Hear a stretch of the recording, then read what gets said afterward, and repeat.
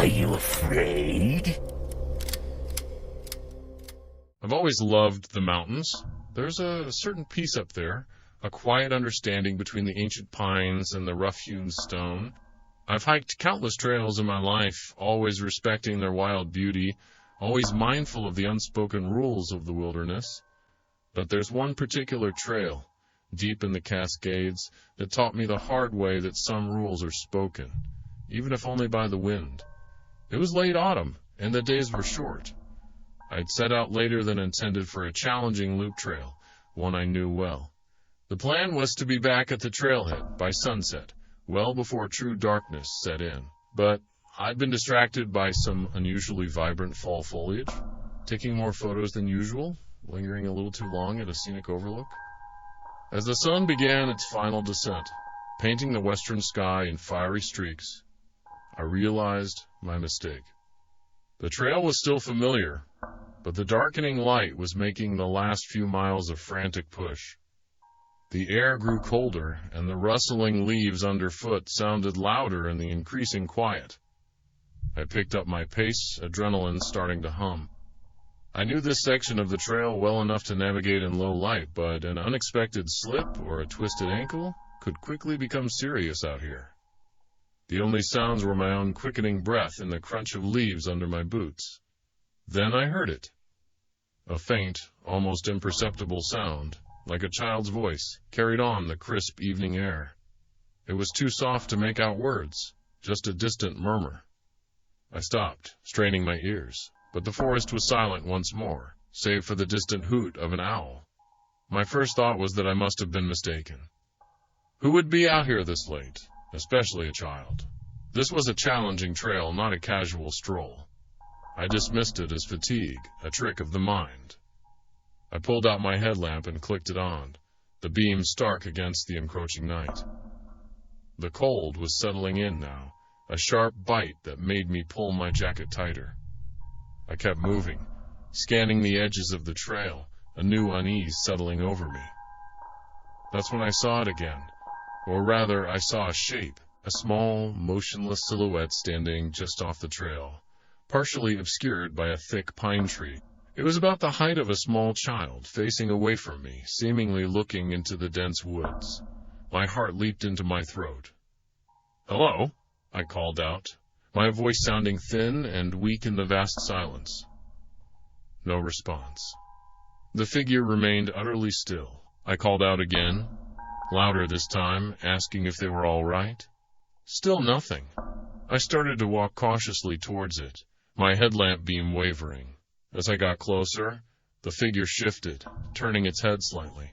I couldn't make out any features in the dim light, but there was something profoundly unsettling about its stillness, its silence.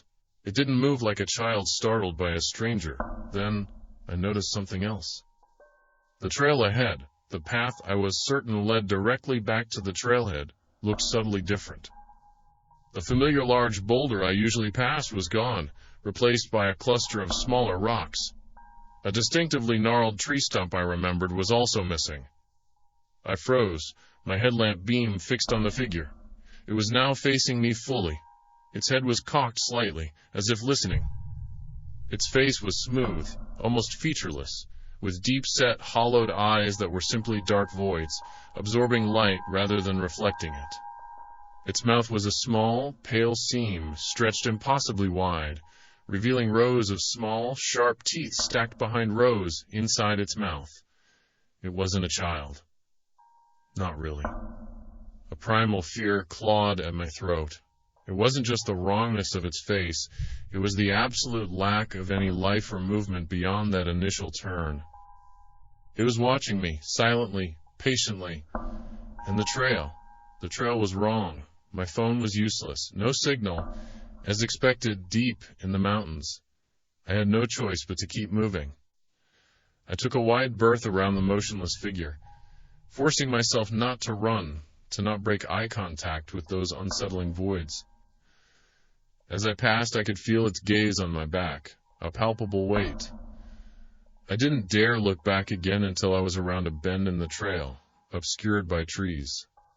I quickened my pace, half walking, half jogging, adrenaline pumping through my veins. The path continued to betray me. It twisted in unfamiliar ways, leading me deeper into dense, featureless forest. The air grew heavier, colder, and I could have sworn the ambient sounds of the night, the wind, the rustling leaves, had gone silent. Only my footsteps and ragged breathing broke the oppressive quiet. Hours passed, or what felt like hours. I had no idea of the time. My legs ached, my throat was raw, and my mind screamed for the familiarity of the trailhead. But every turn presented a new, identical stretch of pine forest. I was truly lost, not just physically, but as if the very concept of the way home had been erased from the mountain's memory. I sank to the ground, shivering uncontrollably despite my thick jacket. Despair threatened to engulf me. This wasn't just a wrong turn, it felt like the mountain itself had decided I didn't belong, that my path had simply ceased to exist. Then, as the first hint of gray light began to pierce the oppressive darkness, a faint, familiar scent reached me. The metallic tang of wet stone, the earthy smell of the parking lot. I pushed myself up, hope surging through me. The trail ahead, though still dim, was suddenly recognizable. The gnarled tree stump, the large boulder. They were back.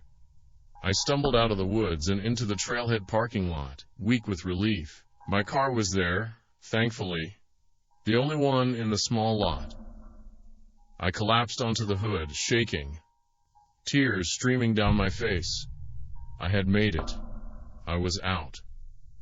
As I drove away, my hands gripping the steering wheel so hard my knuckles were white, I glanced in my rearview mirror one last time.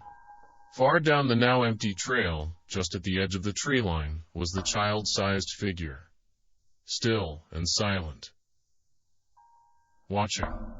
And in its smooth, blank face, I could almost imagine a faint, pale seam of a mouth, stretched unnaturally wide, revealing just a hint of teeth, as if it had simply been waiting for me to find my way back, only to forget the path all over again.